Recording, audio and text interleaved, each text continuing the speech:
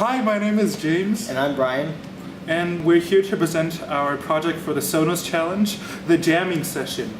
The mission statement of Sonos is to get music into every home. You can't have music without musicians, so we thought to ourselves, how can we get musicians to enjoy practicing more? Now, every good musician knows that playing with other people is a totally different experience than playing by yourself in a practice room. We want to bring that jam session environment into your private living space so that you can have more fun while still practicing the same tunes. So how do we do that? If you are a musician, wouldn't it be cool if you had a program on your desktop or phone that you could pull up, put in a few configuration settings, and immediately have your smart speakers play the backing track to the song you want to practice?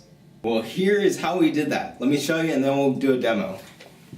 So I found a Python library called Improviser that does most of the heavy lifting for us. It's a music generation program, so put in instruments and groups of instruments and compile songs based on chord progressions. To show you what I mean, let's look at this sheet music. So not to get too much into music theory or anything, but if you look closely, you'll see that every measure has a chord marking, or several chord markings, which means that if we can input these groups of notes and their durations into the program, then we can generate a suitable backing track for any song that has these markings in its sheet music. Pretty cool. So once you get a MIDI or MP3 file out of Improviser, what we wanted to do is stream that music over something, and to do that, we used a free server software called IceCast. So IceCast allows us to stream an MP3 file over an internet radio URL. And with a dedicated server, we can serve a lot of users at the same time. Where the smart speaker comes in is the music control app from Sonos. On the desktop application, you can pick a URL, and that's how we streamed into the Sonos speakers in our testing. Let's go check out some demos. Streaming radio, I start streaming, and boom, it started playing. There's a little bit of latency, but it should be on anytime soon. As you can hear, the quality is preserved because it directly transfers the digital signal on this server.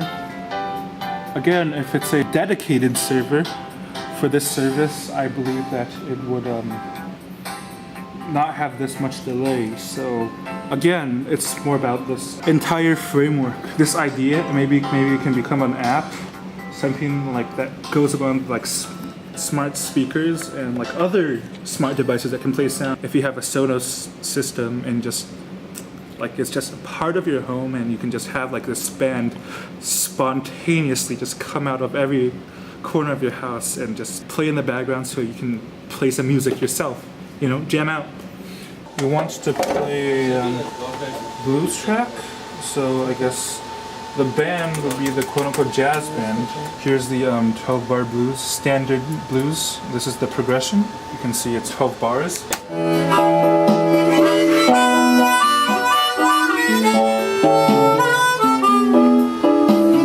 Here we have Stand By Me by Ben E. King, originally pretty well in sound. Tuned it to C key, so I can do this too.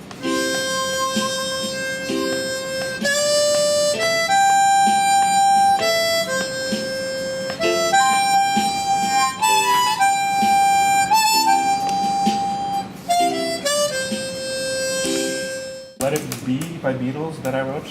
Let's do rock and roll, yeah. As you can see, with the same progression, you can change different bands, and each band has pre-generated rhythm patterns for each instrument. This one? This is a little bit weird, but it'll do. When I find myself in times